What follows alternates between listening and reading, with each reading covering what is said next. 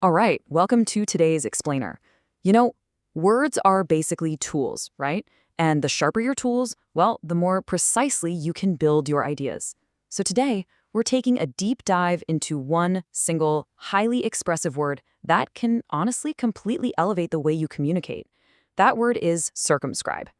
Over the next few minutes, we're going to unpack exactly what it means, the nuts and bolts of how it works, and how you can actually start dropping it into your everyday conversations literally right away. Okay, let's dive right into this. Have you ever found yourself in a situation where you just absolutely had to draw a strict, unmistakable boundary around something? I mean, think about it for a second. Maybe you were setting a hard budget for a new project at work and you really needed to, wall off any excessive spending. Or maybe you're looking at a map, mapping out a search area, literally marking the limits of where a team should look.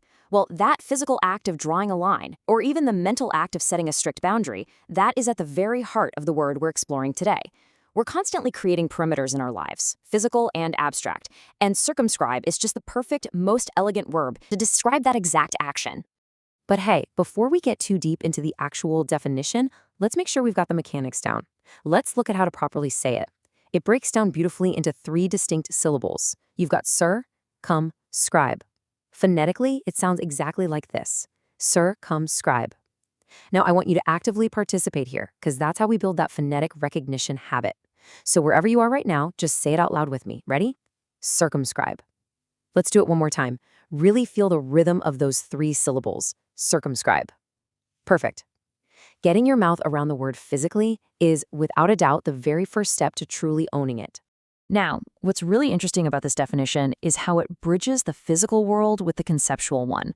So, circumscribe is a transitive verb. That just means it's an action word that absolutely requires a direct object. You have to circumscribe something.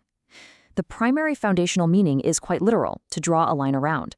But look at that secondary meaning layered right beneath it, to keep within bounds, to confine, or to restrict. And honestly, this is where the word gets its real power. You're taking that literal, concrete image of drawing a circle around a thing, and you're applying it to rules or rights or actions. When you circumscribe something, you are restricting it. You're confining it to a specific, highly manageable area. To make sure this really sticks in your brain, I want you to visualize a highly concrete scenario. Cognitive science actually tells us that sensory anchors are one of the absolute best ways to memorize new vocabulary.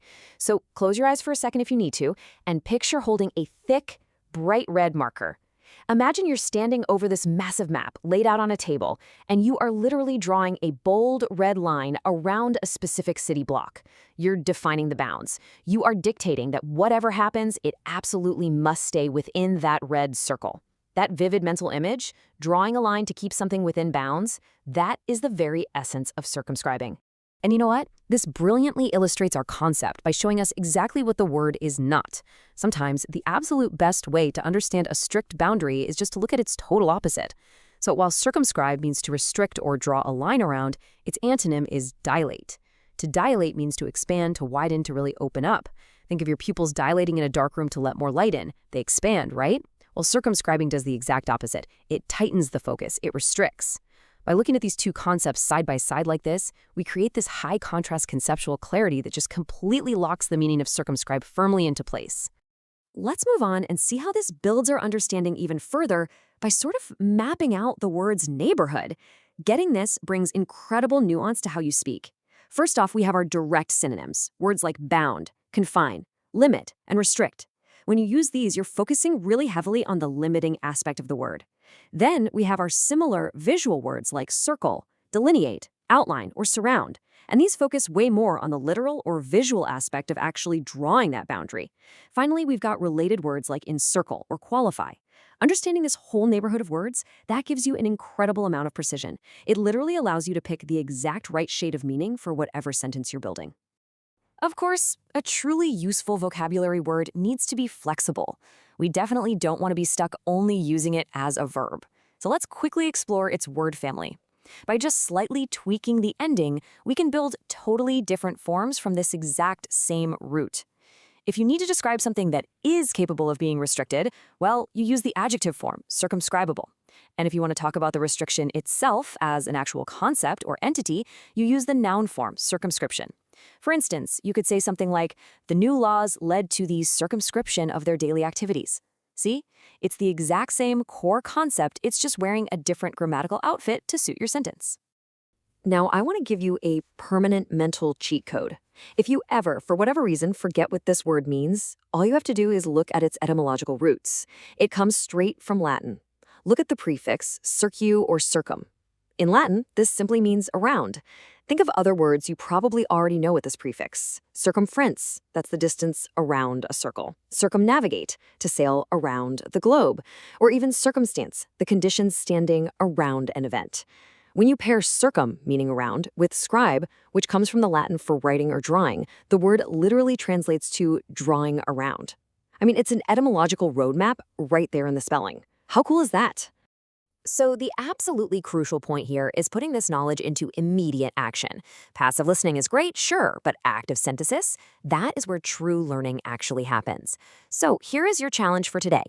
First, I want you to construct a single, cohesive sentence using circumscribed correctly as an active verb.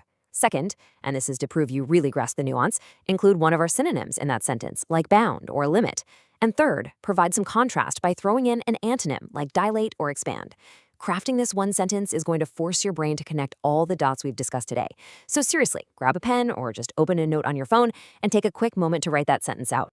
All right, let's bring it all home with a rapid-fire summary. Today's powerhouse word, circumscribe. The core literal meaning, to draw a line around something. The secondary, highly practical meaning, to restrict or confine. Your key synonym to remember is bound, and your key antonym for contrast is dilate. You now have this highly precise tool in your vocabulary toolkit for whenever you need to describe setting strict limits. So I'll leave you with this final, somewhat provocative thought to carry with you.